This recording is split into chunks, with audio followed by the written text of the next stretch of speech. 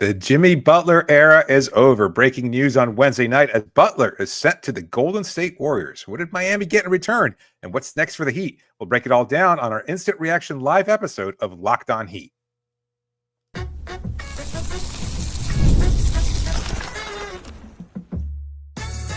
You are Locked On Heat, your daily Miami Heat podcast, part of the Locked On Podcast Network, your team every day.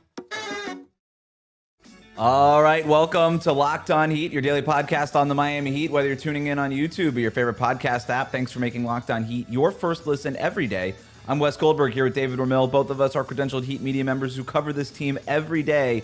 And today's episode is brought to you by FanDuel. Super Bowl 59 is here, and there's no better way to make every play more exciting than with FanDuel Sportsbook. New customers can bet just $5, and if you win, you'll score $200 in bonus bets. Download the app or head to FanDuel.com to get started.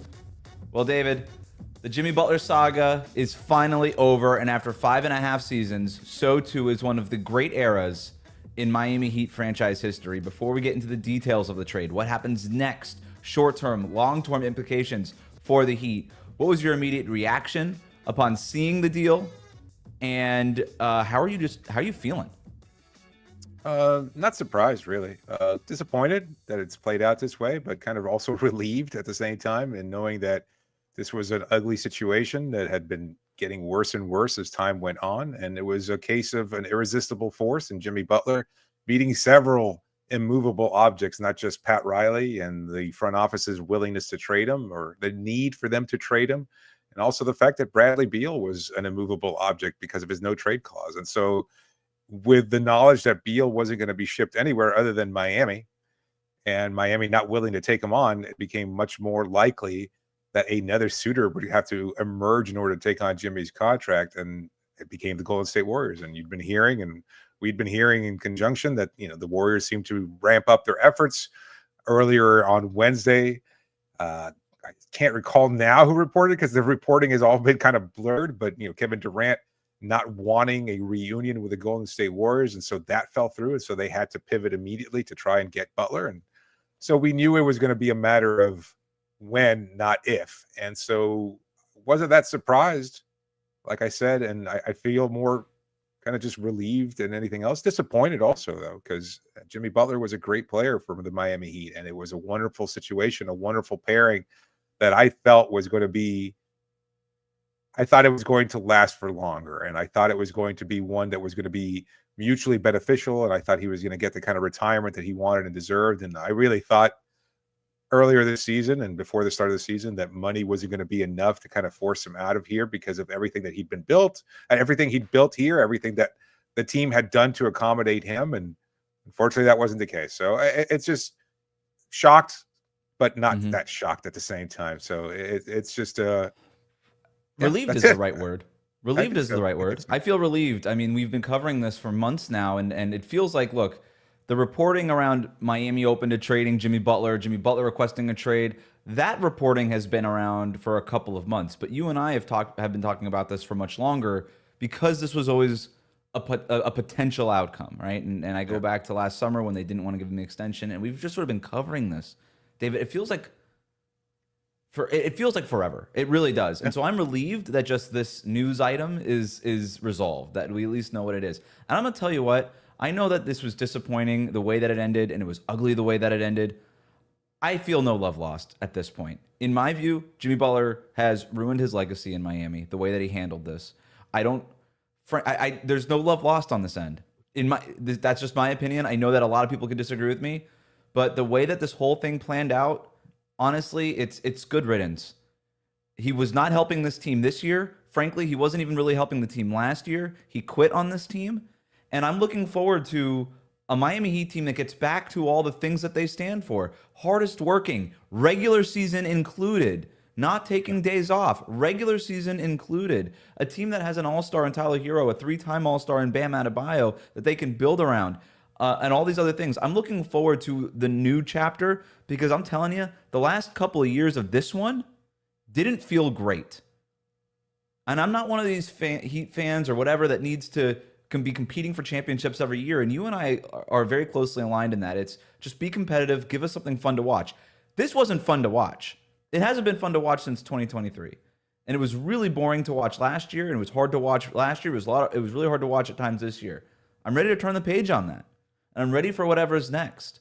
So maybe later on, I'll feel some kind of way about the Jimmy Butler era being over. But right now, I don't know. I feel like this has been such a long breakup that I feel like I've already processed it, and I've been ready to move on for a really long time. And because of the way that Jimmy Butler acted, I know I'm not alone in this. He turned off a lot of fans, a lot of people who Jimmy Butler was their Dwayne Wade, a lot of younger fans. He turned them off, and he turned off a lot of his teammates, and he turned off a lot of ex-players. The way that he handled this, it wasn't good for him or his legacy. And I don't know. I know Shaq had a rough exit and stuff like that. I know there's been a lot of rough exits in Miami, and all those jerseys end up going under the rafters anyway. I don't know that Jimmy Butler gets his jersey in the rafter. I don't know that they ever recover from this, because no exit has ever been quite like this. Nobody's ever burned the bridges completely down quite like this. Nobody's went out of their way to embarrass Pat Riley and Eric Spoelstra and his teammates quite like this in the middle of a season. It also, I'm not so sure. I feel like eventually time will heal all these wounds, but it also is a by nature of the social media era and the insider information era in which we live in, where we're seeing this play out not just over the matter of days or weeks, but over months, as you said. And so we've kind of seen all the minutiae take place. Like, I'm sure in 2007, between him and Pat Riley, and the fact that they were going to give him the contract and everything else, like that all seemed like that probably would have been much bigger news had it taken place in today's era, where we would have found out, like Shimes or Woj would have tweeted out something about Shaq, being held by Alonzo Mourning, and we didn't find these kind of details out until much, much later. So I don't know. I mean, again, but that adds to the in the moment embarrassment, doesn't it? Like, it does add to the fire and all. Well, what separates that is a championship. Even Tim Hardaway was traded and disgruntled with the body fat testing and everything else like that. But he was one of Riley's first major acquisitions when he took over the Miami Heat, and so you can again say, he helped usher whatever this era of Heat basketball is, or every preceding era since then. That's been because of Tim Hardaway and Alonzo Mourning and that pairing and the kind of not championship success, but the kind of establishment of a culture that they helped set. Jimmy, I mean, he was wildly successful here despite the championship. Yeah, but I can't imagine that they're going to hold that against him, because he was so good. But you're right, and that it was uglier than it needed to be, and it could have been handled a lot better. And maybe this is just the only playbook he knows, and this is the only thing he thought he could do in order to get his way. And he did. He's been traded to Golden State Warriors. He got his contract extension. He gets his money. He did get the extension. And he's happy, I guess, presumably. I don't know what that means. With Jimmy, he tweeted something, he Instagrammed something, tweeted something finally about some Wild Wild West song and stuff. Sure, so whatever. Look, he's happy because he leaves Miami and he gets his money. And I don't think he cared whether it was Phoenix or Golden State. I really don't think he ever cared. I don't think he looked at the Phoenix Suns and was like, I can't wait to play with the team of Charles Barkley and Steve Nash and Amari Stoudemire. I don't think he cared. I think he was like, oh, I know they'll give me the money. And then as soon as Golden State made it clear to him that they'll give him the money, he signed off on that deal. No problem. I won't cause any trouble there. And that's what happened. And good for him. Are you making this comparison to Scottie Pippen joining the Houston Rockets when they were past their prime, and when he was past his prime, and kind of trying to win a championship with Charles Barkley, Hakeem Olajuwon? I think it makes the Warriors a little bit better. I don't think it makes them a championship team. But I agree. The problem here's the issue in terms of the legacy part of it, because Shaq, you're right. Maybe there was a lot more, maybe perhaps going on the scenes than we even knew in that moment. The thing with Shaq is that, and the Heat, they mended fences when it was over. Yeah. And Shaquille O'Neal is very front facing. He always aspired to a career in media of some kind, an entertainer in some way. That was always very obvious with him. Very front facing, very public facing, very cognizant of his public image. It served him, at the very least, to mend fences with a premier franchise in the NBA, right? Like, you don't want those bridges burnt with the position that he was eventually going to have, and now obviously with TNT and all these things. Jimmy Butler doesn't care about any of that. Jimmy Butler, has never, and just like he's burnt plenty of bridges. Has he ever gone back and apologized? No, not once. No. And so that it's going to require that from Jimmy in order to get this to happen. And even then, I don't know that. I mean, Pat Riley's 80. Is he even going to be around to accept that apology? Like, and when I mean around, right. I mean like in the position, in charge of the Heat. That's another thing here. So Shaq, Shaq's repaired. He's repaired and mended fences with every team, like Orlando with Kobe. Even with Kobe, and that was as acrimonious as you could possibly get. But also, I feel like that's just who Shaq is. He's kind of just like he pushes your buttons because he's kind of a big goofball and he can get away with it because who's going to really try to beat up Shaq, etc. And no one's really going to challenge him in that regard. With Jimmy, though, there's something meaner to it, an underlying undercurrent of meanness to it. Like he's unhappy, and he was unhappy in Chicago. He was unhappy with Minnesota. He still loved Tibbs, but he's kind of joked with him. But I don't know that he's eager to kind of repair anything with the Minnesota fan base or with Karl Anthony Towns or anything like that. So there's a single-mindedness from Jimmy Butler that is it's what makes him great. So I don't even mean this as a criticism, but then the other side of that is this, and the other side of it is what happened on the way out from Minnesota, the way out of Chicago, and the way out of it's the same thing. It's the same side. It's the same coin, different sides. So, look, the Jimmy Butler era is over. We'll always remember the highs. Unfortunately, it also was poisoned with a lot of lows and a really rough and ugly exit here. And it is going to take some time to heal those wounds. I do believe the time will heal wounds for the fan base. I am skeptical that time will heal wounds between player and organization, and that's a shame. But who knows? Let's get into the details of this trade. What did the Heat get? What can they do going forward? Was it even a good deal for the Miami Heat with all the different machinations and things that were out there? We're going to talk about that next year on Locked On Heat. Today's episode is brought to you by PrizePicks. Basketball season is heating up, no pun intended. And there's no better way to get in on the action than with PrizePicks, the best place for daily fantasy sports with over 10 million members and billions in awarded winnings. PrizePicks makes it easy and fun to turn your sports knowledge into real money. Here's how it works. You just pick more or less on at least 2 player projections. And if you're right, you can win up to 1,000 times your cash. PrizePicks even has a free pick for the big game where Patrick Mahomes only needs to throw 1 yard to win. Pair that with one more correct pick, and you're cashing out. There's so many different examples you can possibly get. Like, Tyler going for over 20 points or something along those, whatever those projections might be. You make those picks. Basketball. You love basketball. You're following it. Why not give yourself a chance to win? Check out the promos tab to tail any of the super sweet Millie winners in big game lineups. If you tail a lineup that goes 3 for 3, you can win a split of $1 million in promo funds. Download the app today. Use the code LOCKEDONNBA and you get $50 instantly after you play your first $5 lineup. That's code LOCKEDONNBA for $50 instantly after you play your first $5 lineup. PrizePicks, run your game. We'll be right back.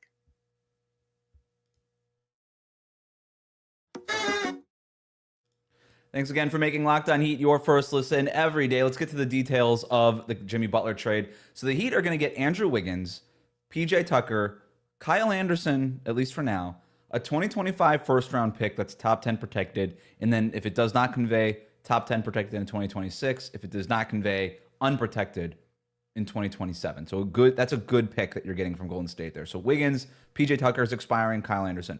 The Warriors get Jimmy Butler. The Utah Jazz are going to get Dennis Schroeder, who gets rerouted from Golden State to Utah. The Pistons get Lindy Waters III and Josh Richardson. So there's the trade.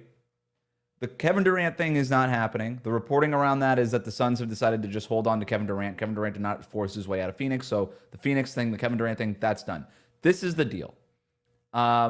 This is about the return we expected, David. I think this would have been better had the Heat entertained offers for Jimmy Butler in the summer when they decided not to offer him the extension. Maybe it would have even been better in December. Maybe they could have gotten a Jonathan Kuminga or Brandon Podziemski or a young piece from Golden State.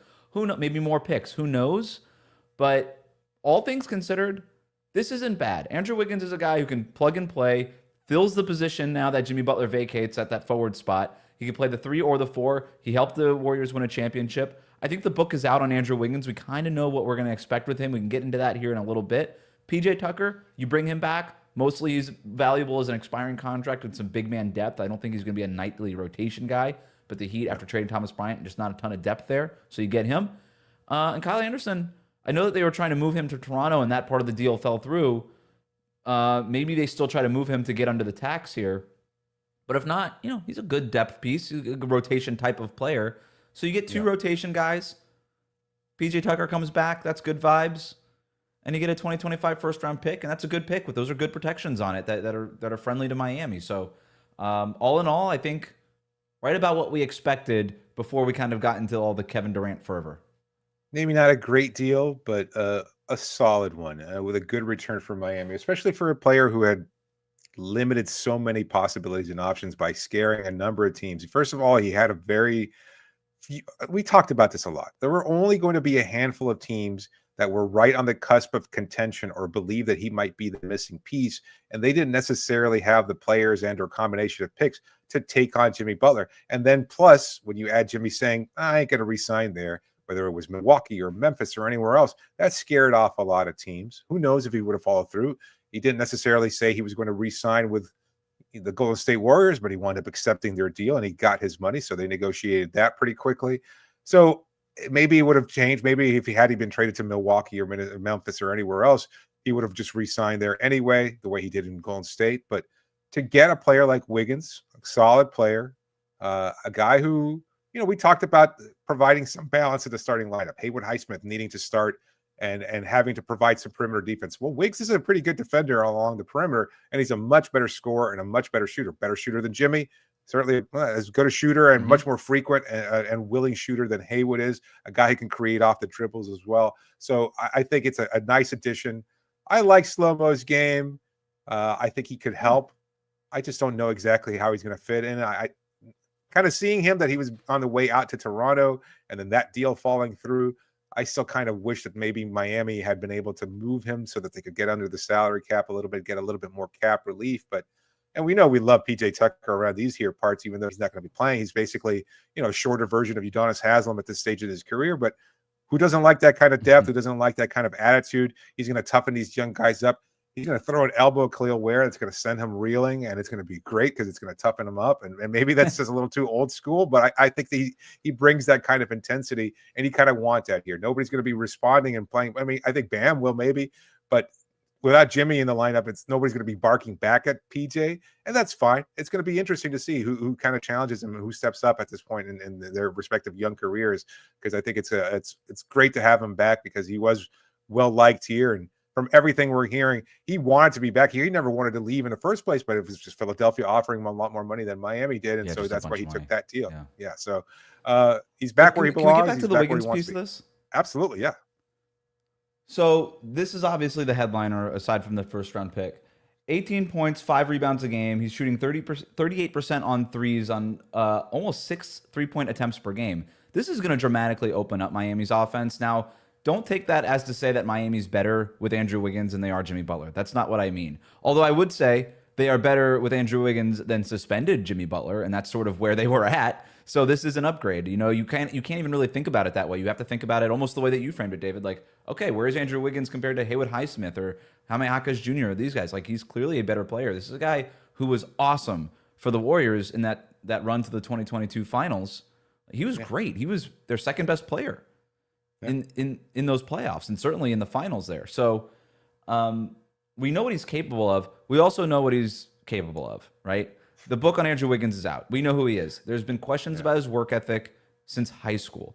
I did a deep dive on him when he first got to Golden State. I covered him for that season where that first half season they traded D'Angelo Russell for him. And so I talked to a lot of people in his life, and there's always been concerns about his work ethic. The thing about Andrew Wiggins is every time those concerns have really come to a head, he's kind of responded with big performances. So it'll be really interesting to see what that is in Heat culture. Because what he was in Golden State was way better than what he was in Minnesota. And that was what the Warriors got out of him. I'm curious to see if the Heat can kind of take that one step further. And that'll be an interesting thing here. What is Andrew Wiggins? 27 years old at this point? 28? 29. 29. He's 29. So still relatively young. You got him 29, Bam's 27, Tyler's 24. and he's 5 years younger than Jimmy Butler is. The difference, though, not to interrupt here, but I mean, Wiggins was a clear third behind Clay and Steph, right, when he was brought on, and so that kind of helped him in terms of finding his footing and everything else like that. There won't be any expectations from the team or Wiggins, maybe from some members of the fan base, but he is not to be viewed as a number one option. He is a guy who can give you 30 on some nights, but he is better as, I'd say, a third best player on your roster. But we've talked about this before in terms of Miami's current composition. Tyler and Bam, are they number one guys? And if so, they're not really like that. And they're not really viewed as number one players or number one offensive scorers or options. Tyler maybe to some extent, but yeah. No, not really. Yeah, I think the Heat have a lot of number 2s, number 3s, and number 4s. Yeah. And that's okay. It's okay. It's gonna help. And I think they added to it with Wiggins. And they got to go out and figure out how they get that number one. And we're going to talk about that here in a second. But this is the type of team that a number one would want to join, right? Right. It's like, wow, I got support all over the place. You've got your 2, you got your 3, you got your 4. You're just missing me? Yep. All right, let's go. And so I think I know where you're setting this up. But I am very prepared, though. And I think Heat fans should be prepared to be very angry with Andrew Wiggins some nights. That is going to be the experience here. Like the Bam Adebayo, we know how Heat fans are. They could be very fickle. You could hate Drew Smith, and then Drew Smith could be your savior. You can hate Bam Adebayo, and then Bam could be your savior. Tyler Hero, ditto. Terry Rozier this year, in the doghouse with the Heat fan base. There are going to be nights where Andrew Wiggins is 100% in that doghouse, and there's going to be nights where you think he's the second coming of Jesus Christ. That's how Heat fans are, and it's just the way it always has been. Andrew Wiggins fits that to a T, so just be prepared, Heat fans. That's the way that this is. A couple other notes here, though. The Heat, unless they're going to get access this summer, they should get access this summer to the non-taxpayer mid-level exception when some of these contracts come off the books here, PJ Tucker and some others. So you've got that part of it. That non-taxpayer mid-level exception worth around $14 million. That's a useful piece. And then they are, even if they keep Kyle Anderson, they're going to have cap space in 2026. It's not going to be the max. It's not going to be the maximum, like almost $80 million in cap space that they would have gotten had it been only contracts that don't go through 2026, because Wiggins goes through 2027. But even Kyle Anderson's contract that goes through 2027, fully non-guaranteed for that final year. So if Miami does keep Kyle Anderson that long, they can just waive him and then get that $8-9 million back very easily. So no concern there. PJ Tucker obviously expiring, and so you get cap space, you get cap flexibility if you're Miami. Perhaps an opportunity here before the Thursday trade deadline to even trade Kyle Anderson and get under the luxury tax, and then that opens up an opportunity to get buyout guys this year and all this kind of stuff. But you get Wiggins, you get the first-round pick, and you have an opportunity to build. We have to upgrade our depth chart after this. Plus, what's the next move? Who is that number one for the Miami Heat? What comes next for the Heat? We're going to talk about that next here on Locked On Heat. Today's episode is brought to you by FanDuel. Super Bowl 59 is here. One game, two teams, endless possibilities. And there's no better way to make every play more exciting than with FanDuel Sportsbook. Whether it's predicting the first touchdown, calling the MVP, or even betting on the coin toss, FanDuel makes it easy to get in on the action. With live betting all game long, you can adjust your bets as the game unfolds and feel the thrill from kickoff to the final whistle. The live betting feature lets you stay involved no matter what's happening on the field, and the app is super easy to navigate. Plus, knowing you can place a $5 bet and potentially win up to $200 in bonus bets for the Super Bowl, that's the icing on the cake. So download the app and head to FanDuel.com to get started. Bet just $5, and if you win, you'll score $200 in bonus bets. That's FanDuel.com. Bet with FanDuel, the official partner of the Super Bowl 59. We'll be right back.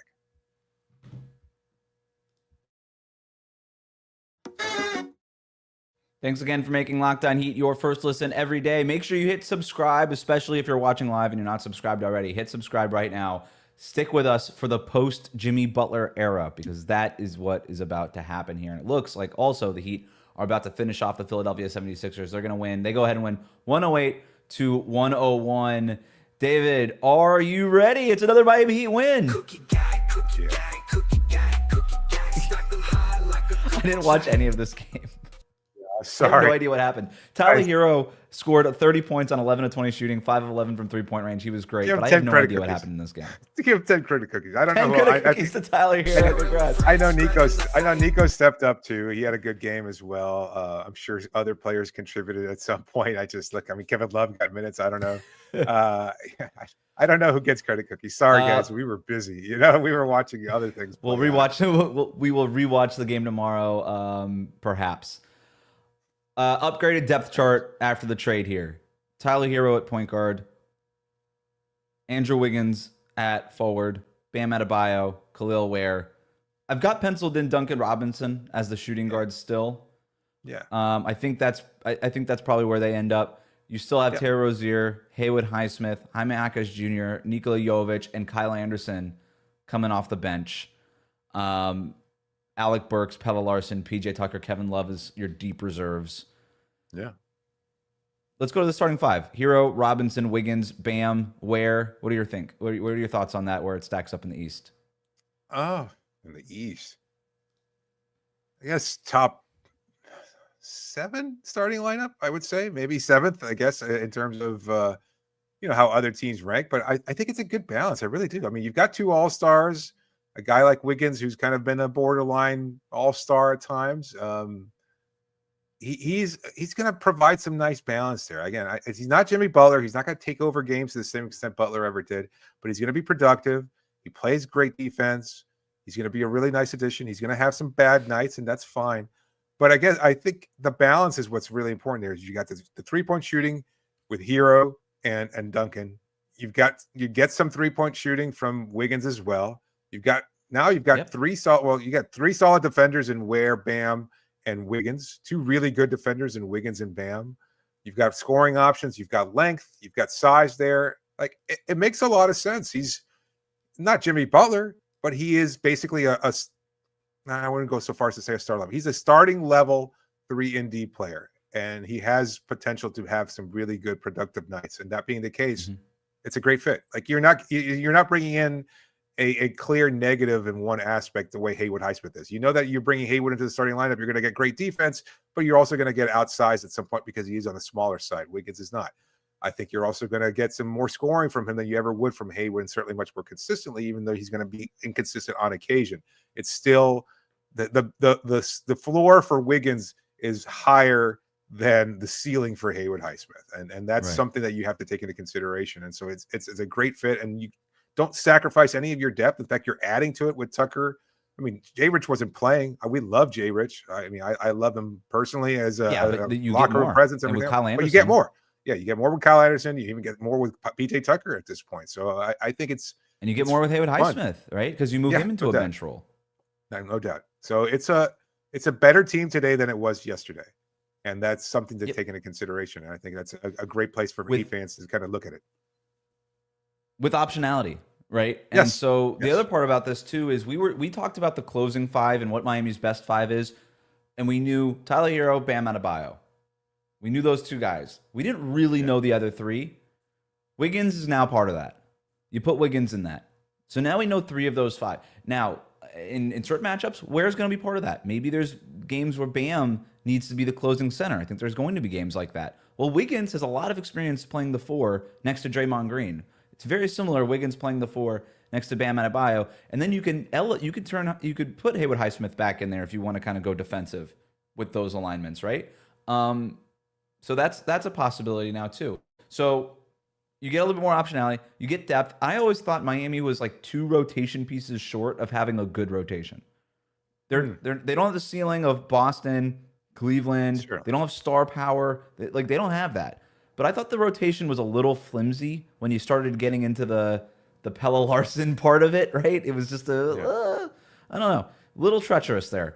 You add Wiggins and Anderson to this group now, and again, like Butler wasn't even a part of this thing anymore. So you add Wiggins and Anderson to this. That's 2 more rotation pieces and versatile ones, right? Wings, and we know that this team wants more wings and wants to add wings and all these things. So I think it's good. I think it's about as good of a trade as you could have expected at this juncture, given everything that had happened and where the Heat were at with this thing. So in terms of the optionality going forward, Miami I'm doing some quick math here on my little Excel spreadsheet that I got going. You've got next year, no huge contracts. I mean, 30. You got a big contract coming up for Bam Adebayo when that extension kicks in, but it's $37 million next year. You've got Tyler at $31 million. You got Wiggins at $26 million. You got Terry Rozier at $26 million. Duncan Robinson at $19 million, and then a bunch of rookie scale contracts below that and minimums after that. That's not bad from a roster construction standpoint. I think you have the option to waive Duncan Robinson, and basically only 50% of his contract is guaranteed. Could you waive him, save some money there, maybe even re-sign him after waiving him to a smaller annual salary there? Maybe that's something that they can do. Terry Rozier, is there something to be found there in the summer in terms of getting him off the books potentially? But either way, he's going to come off the books in 2026, and you're still going to maintain most of your flexibility in 2026. You're going to have, let's see here. You're going to have about $50 million in cap space if I have the math right here. So that's still enough money to go chase potentially a max level player, especially if you're able to. Like Wiggins will be in an expiring contract at that point. You could probably easily move him if you feel like you need more than the $50 million, which you might for a max level player at that point. So, a lot of optionality there, David. I think everything that the Heat wanted to accomplish with this trade when they decided to make this trade, I think they kind of accomplished those things. Yeah, you're still in the place for Luka Doncic if he doesn't wind up pre-signing with the Lakers, right? I mean, look, there's movable contracts, there's options. You're not tied to anything for any prolonged period of time, and you get to be competitive in the Eastern Conference. Like, you weren't going to get a home run deal. You weren't going to get exactly what you wanted. You weren't going to get star level players in return for this version of Jimmy Butler, but you can keep your options open. You get a little salary cap space, and you can move players around if need be as they expire. It's a lot more flexibility today again that you were yesterday, and you're a better roster. So I don't know if you're looking at the ceiling for this team. I don't know that they're going to go on a deep playoff run, because Jimmy always gave them that possibility. And that was something that Heat fans loved about Jimmy. It was that when he was on the court, there was a belief, however unrealistic it might be, that at least you could win and that you might have a chance against the Celtics or the better teams in the Eastern Conference, whoever they might be, the Milwaukees, et cetera. Like those teams that they went up against over the last 5 years. A lot of years there. Yeah. But now I don't know that you have that same kind of belief, but you're probably a better regular season team than you were last year. If that matters, you can avoid the play-in, and you could flirt with maybe 50 wins on if everything aligns properly next year. If everybody continues to develop and grow, and you're able to kind of keep this roster as is next season. It's not a bad place to be. I don't know what the final outcome for this season will be. I don't know what Wiggins is going to do. No, I think. Look, they're sixth.